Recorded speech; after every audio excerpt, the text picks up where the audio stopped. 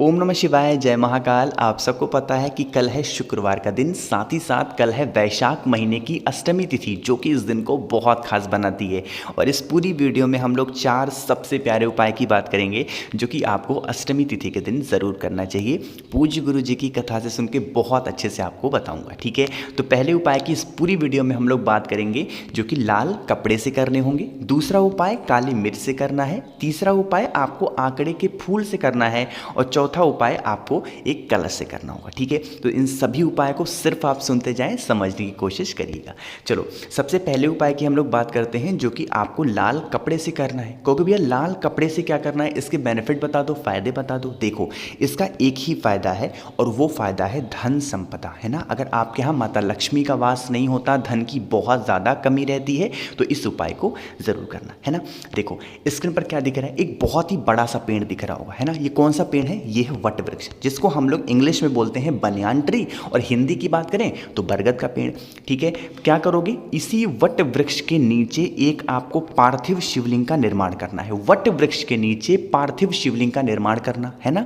और क्या करोगे, इनकी जो भी पूजन पाठ अर्चना आपको करनी हो, जो भी चढ़ाना हो, जो भी समर्पित करना हो, आप चढ़ा देंगे। सुबह करना चाहो सुबह करो, शाम को करना चाहो शाम को करो, ठीक है। पार्थिव शिवलिंग का निर्माण करके पूजन अर्चना कर लेना। उसके बाद क्या करोगे, जब पूजन वगैरह खत्म हो जाए आपकी, तो यही वट वृक्ष के पेड़ की छोटी सी डंडी, छोटी सी कोई सी भी डंडी पेड़ से तोड़ लेना, कोई सी भी डंडी वटकेश्वर महादेव के नाम से तोड़ करके एक लाल कपड़े में उस डंडी को रख लेना, ठीक है। एक लाल कपड़े में उस डंडी को रख लेना और उसकी एक छोटी सी पोटली बना देना, है ना। और वटकेश्वर महादेव के नाम से इस पोटली को ले जा करके आप अपने यहाँ जहाँ पर भी रुपए पैसे गहने जो भी रखते हैं, धन संपदा, वहाँ पर आप रख देंगे। जब तक ये कपड़ा आपके घर में रहेगा, वो लकड़ी वाला, वटकेश्वर महादेव के नाम से, आपके घर में कभी भी धन संपदा की कमी बिल्कुल भी नहीं होगी, है ना।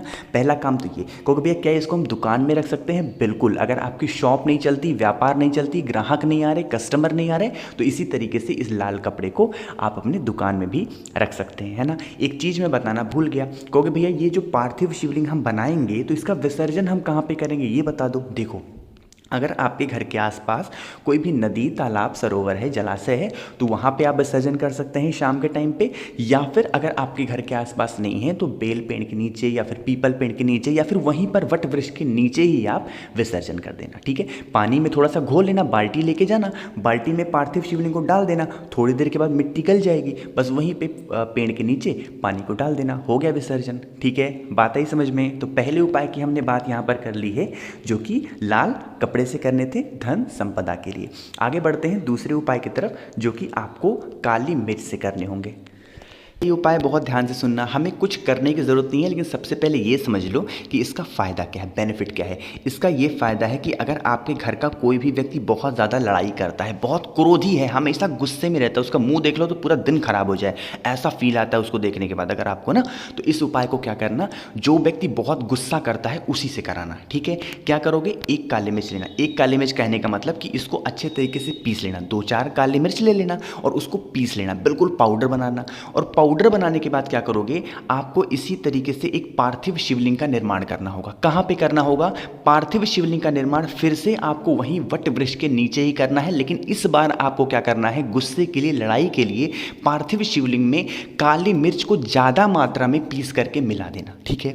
मिला दिया, मिलाने के बाद उसी पार्थिव शिवलिंग की जो भी आपको पूजन पाठ अर्चना करनी हो, उसी व्यक्ति से कराएंगे जो व्यक्ति बहुत गुस्सा करता है, क्रोधी है। क्योंकि भैया वो व्यक्ति नहीं कर पाएगा, मेरी बात ही नहीं सुनता, तो कहाँ से उपाय करेगा। तो जो भी व्यक्ति इस उपाय को करें, तो उस क्रोधी व्यक्ति का, उस गुस्से वाले व्यक्ति का नाम और गोत्र बोल करके आप इस उपाय को करना, ठीक है। जो भी आपकी इच्छा हो, जो भी आपके पास में हो, महादेव को चढ़ा देना, ठीक है। चढ़ाने के बाद क्या करेंगे, उसी वट वृक्ष के नीचे, जैसे वट वृक्ष के नीचे तो पार्थिव शिवलिंग का निर्माण किया आपने, तो वहीं पर वट वृक्ष के नीचे वटकेश्वर महादेव के नाम से आपको उस पार्थिव शिवलिंग का विसर्जन करना है। इस उपाय में उस पार्थिव शिवलिंग का विसर्जन आपको किसी नदी, तालाब, सरोवर में नहीं करना है, बल्कि वहीं पर वट वृक्ष के नीचे ही करना है। एक आपसे छोटा सा निवेदन, अगर जो व्यक्ति गुस्सा करता है, क्रोधी है बहुत ज़्यादा, तो अगर आप उस पार्थिव शिवलिंग का विसर्जन उस गुस्से वाले व्यक्ति से कराते हैं, तो उसका प्रभाव बहुत जल्दी पड़ेगा। लेकिन अगर वो नहीं करेगा, गुस्सा फिर भी करेगा पूजा पाठ में भी, तो आप उसका नाम और गोत्र बोल करके विसर्जन कर देना। ठीक है, बात आई समझ में? तो 2 उपाय की बात हमने यहाँ पर कर ली है। तीसरे उपाय की बात करते हैं जो कि आपको आंकड़े के फूल से करना होगा, है ना? ध्यान से सुनिएगा। लेकिन उससे पहले वीडियो को लाइक कर दीजिए। आवाज़ जो भी लोग पहली बार सुन रहे हैं चैनल को सब्सक्राइब ज़रूर करिएगा। ठीक है, देखो जो आंकड़े का फूल होता है ना, इससे 2 फायदे होते हैं। पहला फ़ायदा तो ये है कि आपके जीवन के जो कष्ट होंगे वो ख़त्म होंगे, और दूसरा आपके घर की जो बीमारी होगी ना, बहुत परेशान हो दवा खा खा के, तो उससे भी ये दोनों चीज़ें ख़त्म होंगी, है ना? कैसे करना है सुनो। जैसे जो आंकड़े का फूल होता है ना, वो 2 तरीके का होता है। एक तो जो मैं आपको दिखा रहा हूँ, हल्का देखो पर्पल है, हल्का बैगनी टाइप का है, नीले टाइप का दिख रहा है ना। एक तो फूल इस तरीके का होता है, एक होता है ऐसा बिल्कुल वाइट कलर का, बिल्कुल सफ़ेद सफ़ेद। अब जो बताने जा रहा हूँ मेरी बात ध्यान से सुनिएगा। जब भी आप क्या करेंगे, अपने हाथ से अगर इस फूलों को तोड़ने की कोशिश करेंगे तो अपने आँखों को नीचे रख करके तब तोड़िएगा, है ना? क्योंकि इसकी अगर एक भी बूंद आपके आँखों के पास में या फिर आँखों के अंदर चली गई ना, तो दुनिया का कोई भी डॉक्टर आपकी आँखों को बचा नहीं सकता। फिर समझ लो कि आपकी आँखें गईं, फिर आप अंधे हो जाओगे। ठीक, तो इस चीज़ का ध्यान रखना। जब आप आंकड़े के पेड़ के पास जाएं, उसका पत्ता तोड़ें, फूल तोड़ें, कुछ भी करें, अपने आँखों पे या तो चश्मा लगा लो, कि चश्मा लगा नहीं पाते तो आँखों को बंद कर लो, पट्टी बांध लो, लेकिन एक समझ लो कि बिल्कुल ध्यान से तोड़ना। ठीक है, बात आई समझ में? आप सुनो, अगर उन दोनों फूलों को लेके पहुंच जाना महादेव के शिवलिंग के पास। दोनों फूलों का मतलब कि थोड़ा सा ले लेना सफ़ेद फूल और थोड़ा सा ले लेना इस कलर का फूल, यानी कि पिंक पर्पल जो भी बोल लो, लेके पहुंचना। अब देखो दोनों फूलों को चढ़ाने का एक तरीका है, दोनों को सेम ही चढ़ाते हैं लेकिन फ़ायदे अलग अलग हैं। अगर आप पर्पल वाला चढ़ाएंगे, नीला वाला चढ़ाते हैं, तो सबसे पहले उसको रखेंगे माता अशोक सुंदरी की तरफ। ठीक है, श्री शिवाय नमस्तुभ्यम का स्मरण करते हुए। उसके बाद इसी आंकड़े के फूल को उठा करके फिर महादेव के शिवलिंग के ऊपर रख देंगे, श्री शिवाय नमस्तुभ्यम का स्मरण करते हुए। उसके बाद वहाँ पर खड़े होकर के प्रार्थना करना कि हमारे घर में ये समस्या रहती है, परेशानी रहती है, आप इस समस्या को दूर कर दें। ठीक है, बातें समझ में? अब देखो ये तो हो गया किसी की कष्ट को दूर करने के लिए। अगर आपके घर में बीमारी बहुत ज़्यादा है तो आप इस तरीके से सफ़ेद आंकड़े के फूल को लाएंगे और सेम प्रोसेस करना है। सबसे पहले माता अशोक सुंदरी के स्थान पे रखेंगे और उसके बाद इसी को उठा करके भोलेनाथ के शिवलिंग के ऊपर रख देंगे। जो भी व्यक्ति सफ़ेद आंकड़े के फूल को समर्पित कर देता है, उसके घर की जो भी बीमारियां होती हैं महादेव दूर ज़रूर करते हैं। ठीक है, तो हमने यहाँ पर 3 सबसे प्यारे उपाय की बात की है जो कि अष्टमी तिथि के दिन ज़रूर करना चाहिए। आगे बढ़ते हैं हम लोग अपने चौथे उपाय की तरफ, जो कि एक छोटा सा कलश लेना होगा और इस उपाय को करिएगा। तो भैया इसका भी फ़ायदा बता दो, इसका भी बेनिफिट बता दो। ठीक है, तो इसका एक ही बेनिफिट है कि अगर आप परेशान हो कि आपकी मनोकामना नहीं पूरी हो रही है तो इस उपाय को करिएगा। अभी गुरुजी की आपको पता होगी कथा चल रही है, एकांतेश्वर महादेव की कथा, है ना? तो ये उपाय वहीं से है, तो बहुत ध्यान से सुनिएगा। स्क्रीन पर आपको एक महादेव का शिवलिंग दिख रहा है ना, जहाँ पर कोई भी आसपास आपको नहीं दिख रहा होगा। ठीक है, ऐसा है ना?